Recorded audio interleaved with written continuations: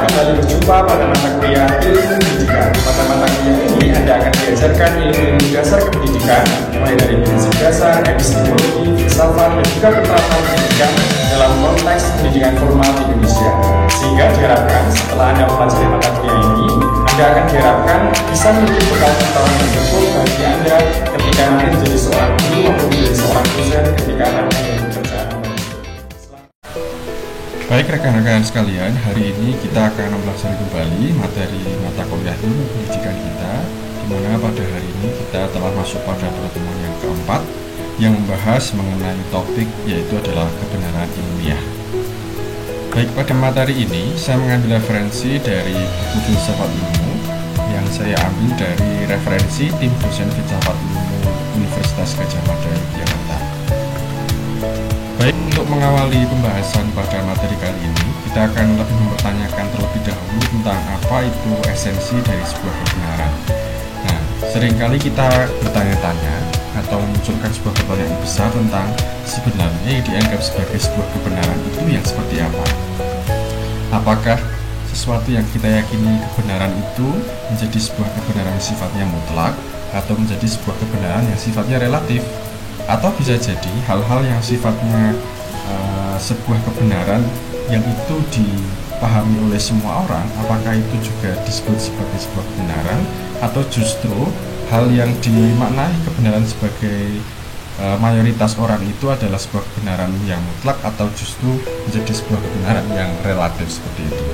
Nah, hal-hal yang seperti itu kita akan bahas pada pertemuan kali ini, di mana cara pandang kita kembali lagi bahwa kita mempelajari sebuah filsafat, maka otomatis dalam kita memberikan sebuah perspektif, kita nanti akan berpikir secara kritis, secara analitis untuk merumuskan tentang esensi dari kebenaran itu sendiri. Nah, pertama kita akan mempelajari tentang arti kebenaran. Nah, oleh beberapa ahli sebenarnya sudah memberikan definisi tentang arti kebenaran itu sendiri. Nah, pertama, yang namanya kebenaran itu selalu berkaitan dengan kualitas pengetahuan. Nah, di sini jelas bahwa yang namanya kebenaran itu sangat relevan, sangat berkaitan dengan seberapa empiriskah data yang dihasilkan dari pengetahuan yang didapatkan. Kemudian yang dinamakan kebenaran itu adalah selalu dikaitkan dengan sifat atau karakteristik dari bagaimana cara atau alat apakah yang digunakan untuk membuktikan pengetahuan itu, atau misalkan alat itu digunakan untuk membangun pengetahuan itu sendiri. Nah, jadi yang kedua ini, kebenaran selalu dikaitkan dengan instrumen atau alat yang digunakan untuk membangunnya. Kemudian yang ketiga adalah kebenaran pengetahuan dikaitkan atas ketergantungannya terjadinya pengetahuan itu. Maksudnya adalah bangunan pengetahuan itu yang dinamakan kebenaran itu selalu berkaitan dengan keterkaitan atau ketergantungan terciptanya atau terbentuknya pengetahuan itu sendiri. Jadi di dalamnya terdapat berbagai proses, berbagai metodologi yang di dalamnya saling ketergantungan, saling keterkaitan antara satu komponen dengan komponen yang lainnya. Nah, itu adalah arti kebenaran secara istilah, secara terminologis yang kita bisa pahami dari esensi sebuah kebenaran. Nah, kita akan ulas satu persatu ya rekan-rekan untuk lebih mengetahui tentang apa yang sudah saya jelaskan di awal sebagai sebuah gambaran tentang kebenaran itu seperti apa. Nah, tadi saya sudah menjelaskan bahwa kebenaran itu berkaitan dengan pengetahuan. Nah, di sini jelas bahwa yang namanya pengetahuan itu dimiliki seseorang yang dimana pengetahuan itu ingin mengetahui sebuah objek yang ditilik dari pengetahuan yang dibangun. Maksudnya adalah ketika seseorang memperhatikan yang namanya pengetahuan, maka secara tidak langsung dia mengetahui objek yang ditilik itu, ingin menyelidikinya dan bagaimana pengetahuan itu terbentuk. Nah, di sini dijelaskan beberapa hal yang dimana pengetahuan itu menjadi relevan, menjadi banyak atas bangunan yang ada di dalamnya. Jadi di sini ada pengetahuan yang sifatnya biasa, ada pengetahuan yang sifatnya ilmiah, ada pengetahuan yang bersumber dari agama, dan juga pengetahuan yang bersumber dari pemahaman filsafat. Pertama adalah pengetahuan biasa. Maksudnya adalah pengetahuan biasa itu merupakan sebuah pengetahuan yang dimana kebenarannya itu sifatnya subjektif. Jadi sangat tergantung kepada subjek yang memberikan klaim atas kebenarannya itu. Jadi pengetahuan biasa itu biasanya dia tidak objektif dan cenderung memberikan perspektif secara subjektif. Nah, itu adalah pengetahuan biasa. Kemudian kalau pengetahuan ilmiah itu adalah pengetahuan yang telah menetapkan objek berdasarkan metodologi ilmiahnya. Jadi pengetahuan ilmiah ini kebenarannya itu bergantung kepada riset-riset ilmiah berdasarkan metodologi, berdasarkan sistematika, prosedur yang disusun secara ilmiah untuk menghasilkan kebenaran yang dapat dipertanggungjawabkan secara ilmiah. Nah, kemudian yang ketiga adalah pengetahuan filsafat, di mana pengetahuan filsafat kita tahu adalah pengetahuannya itu sifatnya sangat mendasar, sangat kritis, sangat analitis, dan juga sangat spekulatif, di mana kebenarannya itu bersifat absolut intersubjektif. Nah, maksudnya adalah absolut itu adalah mutlak, di mana intersubjektif itu adalah saling keterkaitan antara subjek satu dengan subjek yang lain. Atau misalkan kalau gampangnya adalah kebenaran dalam filsafat itu menjadi mutlak ketika kebenaran itu dianut oleh satu orang atau satu filsuf tertentu. Yang dimana satu filsuf tertentu itu biasanya punya pengikut, punya follower, punya murid seperti itu, dimana murid itu meyakini kebenaran atas ilmu yang dianut oleh gurunya. Nah, itu adalah yang dinamakan sebagai sebuah kebenaran absolut intersubjektif. Tetapi oleh filsuf yang lain bisa jadi itu adalah sebuah hal yang tidak benar. Jadi klaim atas kebenaran itu bersifat absolut untuk satu pengikut, untuk satu mazhab seperti itu, dan bisa jadi berbeda dengan mazhab yang lain. Itu adalah pemikiran dari filsafat. Kemudian yang terakhir adalah pengetahuan agama, di mana pengetahuan agama itu merupakan pengetahuan yang sifatnya dogmatis, artinya pernyataannya itu diliputi oleh keyakinan atau iman di dalamnya. Sehingga kita dapat simpulkan bahwa pernyataan dalam agama itu seringkali bersifat absolut, tetapi dalam tafsirnya itu kemudian bersifat dinamis karena menyesuaikan dengan konteks perkembangan zaman yang ada. Nah, jadi ini adalah pengetahuan yang berbeda antara biasa, ilmiah, filsafat, dan juga agama. Rekan-rekan, kemudian kita kaitkan dengan kebenaran yang kedua, yaitu adalah kebenaran dengan sifat yang dikaitkan dengan sifat dan karakteristik. Nah, di sini sudah saya berikan penjelasan beberapa, maka kita akan mendeskripsikan satu persatu. Yang pertama adalah kebenaran itu dikaitkan dengan sifat, dengan bagaimana cara atau alat apakah yang digunakan seseorang untuk membangun pengetahuan itu.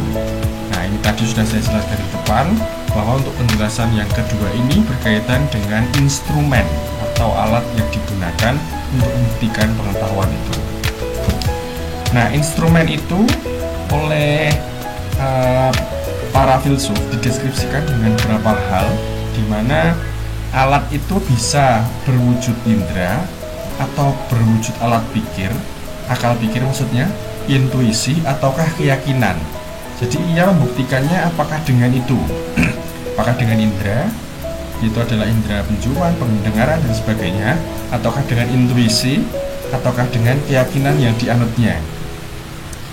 Nah, karena untuk keempat alat itu punya implikasi yang berbeda untuk memberikan penjelasan tentang penggunaan alat itu. Jadi di sini dijelaskan bahwa implikasi dari penggunaan alat itu untuk memperoleh pengetahuan akan mengakibatkan karakteristik kebenaran yang dikandung oleh pengetahuan itu memiliki cara tertentu untuk membuktikannya. Nah, maksudnya adalah ketika si peneliti atau si filsuf itu membuktikan kebenaran dengan melalui indrawi, maka untuk membuktikan kebenarannya juga harus dengan indrawi pula. Maksudnya adalah ketika ia membangun pengetahuan tentang kebenaran itu bersumber dari indrawi, maka untuk membuktikan atau memvalidasi kebenarannya juga harus melalui indera yang sama. Begitu pula ketika si filsuf itu membangun pengetahuan dengan perantara intuisi atau keyakinan, maka untuk membuktikan atau memvalidasi kebenarannya juga harus dengan cara yang demikian, bisa melalui intuisi atau dengan keyakinan tersebut. Nah, itu kebenaran yang selalu berkaitan dengan sifat dan karakteristik. Kemudian yang ketiga, yaitu adalah kebenaran yang dikaitkan dengan ketergantungan atas terjadinya pengetahuan itu. Artinya dalam penjelasan ini bahwa yang namanya relasi antara subjek dan objek itu menentukan dari ketergantungan atau bentukan dari pengetahuan itu sendiri.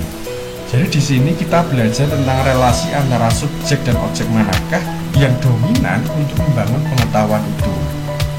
Nah, ketika subjek yang dominan, maka pengetahuan itu kebenarannya cenderung bersifat yang namanya subjektif, bergantung pada objek yang mengklaim atas kebenaran itu.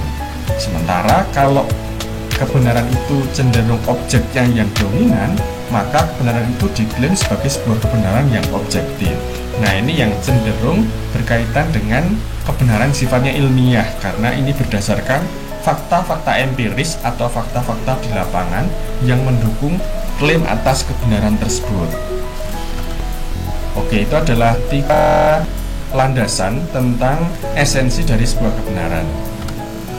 Nah, kemudian rekan-rekan, yang namanya kebenaran itu juga ada beberapa teori yang membangunnya. Di sini ada 7 teori yang akan saya sampaikan yang berkaitan dengan dasar asumsi atau dasar teoritik untuk membangun atau mendeskripsikan sebagai sebuah kebenaran itu seperti apa. Yang pertama ada sebuah teori yang namanya teori korespondensi, teori kebenaran koherensi, teori kebenaran pragmatis, teori kebenaran sintaksis, teori kebenaran non-deskripsi, dan teori kebenaran non-logis yang berlebihan. Nah, kita akan paparkan satu persatu. Tapi untuk ketiga teori, yaitu adalah teori kebenaran korespondensi, koherensi, dan pragmatis, sebenarnya sudah saya jelaskan pada pertemuan yang sebelumnya, tapi belum terlalu mendalam. Nah, kali ini akan saya jelaskan satu persatu ketujuh teori ini secara lebih mendalam lagi. Yang pertama adalah teori kebenaran korespondensi. Nah, teori kebenaran korespondensi ini sebenarnya berangkat dari berbagai tokoh, yaitu adalah White salah satunya yang mengatakan bahwa to say of what is that is or what of is not that is not is true. Artinya adalah kebenaran itu, singkatnya, yaitu adalah kebenaran itu mempunyai nilai kebenaran, atau misalkan pengetahuan itu mempunyai nilai kebenaran apabila pengetahuan itu mempunyai saling keterkaitan atau kesesuaian dengan kenyataan yang diketahui sebelumnya. Ya, jadi di sini itu korespondensi lebih didefinisikan sebagai sebuah keterkaitan atau kesesuaian makna antara yang dimaksudkan pernyataan dengan apa yang sungguh-sungguh hanya merupakan fakta-faktanya. Jadi di sini korespondensi lebih berbicara tentang bagaimana kesesuaian. Jika kesesuaian itu terjadi, maka itu diklaim sebagai sebuah kebenaran. Nah, yang kedua adalah teori kebenaran koherensi. Nah, teori kebenaran koherensi itu ini berkaitan dengan yang namanya keterhubungan, di mana di sini ada beberapa hal yang dicontohkan dari koherensi, yaitu adalah proposisi, di mana proposisi itu adalah sebagai sebuah pernyataan. Nah, oleh kebenaran koherensi ini dijelaskan bahwa yang namanya kebenaran itu adalah jika proposisi itu saling mempunyai hubungan dengan ide-ide atau proposisi terdahulu yang bernilai benar. Jadi ketika proposisi terdahulu itu punya nilai kebenaran, maka oleh kebenaran koherensi itu diklaim sebagai sebuah kebenaran. Sehingga berbagai pernyataan yang telah diketahui sebelumnya sebagai sebuah kebenaran atau diterima sebelumnya sebagai sebuah kebenaran, maka oleh koherensi itu kebenaran berikutnya yang muncul itu diklaim sebagai sebuah kebenaran. Nah, mungkin nanti kita akan diskusikan lebih banyak di diskusi ya. Kemudian yang ketiga adalah teori kebenaran pragmatis, di mana teori kebenaran pragmatis itu lebih ditekankan kepada hal-hal yang memberikan sebuah nilai guna, hal-hal yang memberikan sebuah nilai kebermanfaatan secara praktis bagi kehidupan manusia. Jadi singkatnya adalah, menurut kebenaran pragmatis yang dinamakan sebagai sesuatu yang benar itu, jika proposisi atau pernyataan itu mempunyai konsekuensi praktis, konsekuensi yang logis, konsekuensi yang bernilai guna bagi kehidupan manusia, maka kebenarannya itu cenderung bersifat mutlak, umum, tetap, berdiri sendiri. Maksudnya adalah kebenaran itu tidak bisa bersifat mutlak, tidak bisa bersifat umum, tidak juga bersifat tetap, berdiri sendiri. Sebab yang namanya pengalaman yang memberikan nilai praktis itu selalu yang mengalami yang namanya dinamika atau mengalami sebuah proses yang itu berubah. Dengan kata lain, suatu pengertian ini tak pernah benar, melainkan hanya dapat menjadi benar jika dapat dimanfaatkan secara praktis. Itu oleh teori kebenaran pragmatis. Intinya, segala klaim kebenaran atas hal-hal yang bermanfaat bagi kehidupan manusia itu diklaim sebagai sebuah kebenaran oleh pragmatis. Nah, berikutnya adalah teori kebenaran sintaksis. Nah, teori kebenaran sintaksis itu memberikan sebuah pemahaman bahwa yang dinamakan kebenaran itu adalah jika proposisi atau pernyataan itu mengikuti aturan sintaksis yang baku. Sehingga jika oposisi itu tidak mengikuti kaidah dari yang dipersyaratkan, maka proposisi itu tidak mempunyai arti. Nah, sintaksis itu secara gampangnya ini ada di istilah dalam kajian literatur sastra, di mana sintaksis itu berkaitan dengan kebahasaan atau struktur bahasa, yang dimana tata bahasa itu menjadi sebagai sebuah hal yang itu dijadikan acuan sebagai acuan kebenaran. Jadi oleh teori kebenaran sintaksis itu menyatakan jika sesuatu itu bernilai benar, maka benarnya itu harus disesuaikan dengan aturan sintaksis yang telah ada. Nah, ini nanti kita contohkan pada saat diskusi. Kemudian teori kebenaran semantis, yaitu ini hampir sama dengan sintaksis yang tadi, karena untuk semantik dan juga sintaksis itu sebenarnya merupakan kajian yang ada pada literatur atau sastra, di mana faham analitika bahasa itu dikembangkan oleh Bertrand Russell, itu adalah filsuf, di mana proposisi itu mempunyai nilai benar yang ditinjau dari segi arti atau makna. Artinya, suatu proposisi itu mempunyai nilai kebenaran jika proposisi itu memiliki nilai arti. Arti itu bisa menunjukkan makna yang sesungguhnya dengan menunjukkan pada referensi atau kenyataan, atau juga arti yang jelas menunjuk pada ciri yang khas dari sesuatu yang ada. Nah, jadi segala sesuatu itu punya makna, punya arti, punya interpretasi, yang dimana sesuatu itu mempunyai nilai kebenaran oleh para teori kebenaran semantis, para pengikutnya. Jadi klaim atas kebenaran pada teori semantik itu lebih didasarkan pada nilai arti, nilai makna yang terkandung dalam sebuah objek. Yang terakhir, yang keenam maksudnya, yaitu teori kebenaran non-deskripsi. Maksudnya adalah suatu proposisi itu mempunyai nilai benar tergantung pada peran dan fungsi pernyataan itu.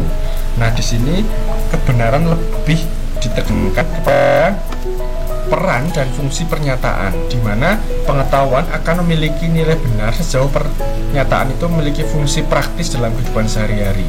Jadi di sini teori kebenaran non-deskripsi itu lebih berkorelasi dengan teori kebenaran pragmatis, karena ini asumsi dasarnya hampir sama dengan asumsi dasar yang ada pada teori kebenaran pragmatis. Jadi yang berkaitan dengan nilai praktis atau nilai guna bagi kehidupan sehari-hari. Dan yang terakhir adalah nilai kebenaran logik yang berlebihan, di mana yang namanya kebenaran hanya merupakan kekacauan bahasa saja, dan hal ini akibatnya merupakan suatu pemborosan, karena pada dasarnya pernyataan yang hendak dibuktikan kebenarannya mempunyai derajat logik yang sama. Nah, untuk teori kebenaran logik yang berlebihan ini memang sedikit kompleks, sedikit susah dipahami, karena memang ini merupakan sebuah kebenaran di mana setiap proposisi yang bersifat logik itu menunjukkan bahwa proposisi itu mempunyai isi yang sama, memberikan informasi yang sama, semua orang sepakat. Dan misalkan semua orang sepakat, apabila itu membuktikannya, ia harus dengan logika yang berlebihan.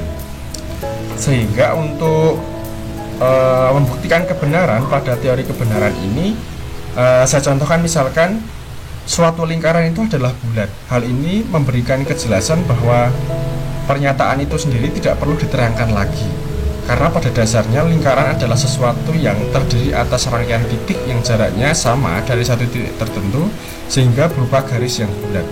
Jadi untuk kebenaran logis yang berlebihan ini lebih menekankan kepada asumsi-asumsi yang itu telah terjadi atau telah ada pada era-era sebelumnya.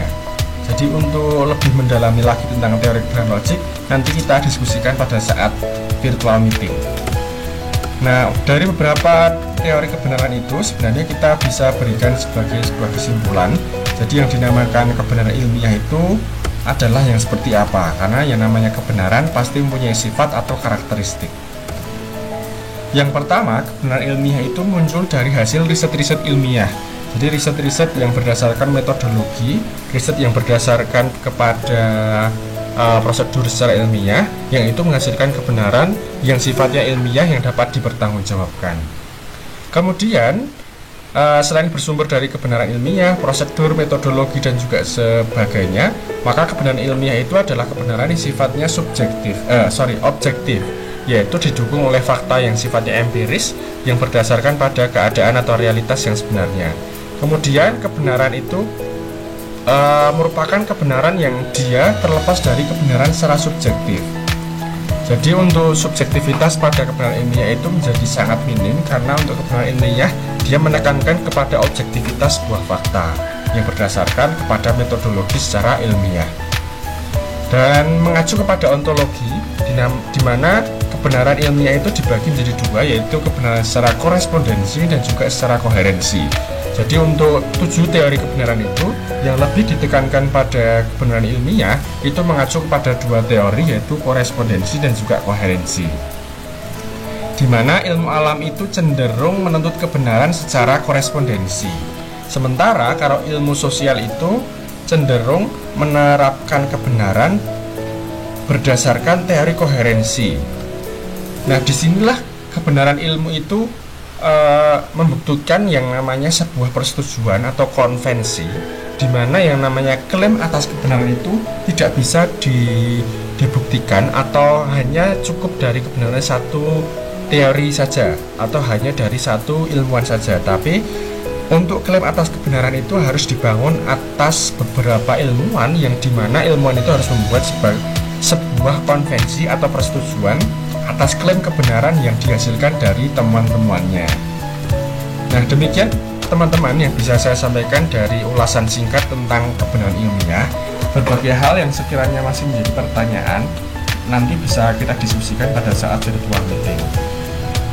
Begitu yang dapat saya sampaikan, kurang lebihnya mohon maaf. Assalamualaikum warahmatullahi wabarakatuh.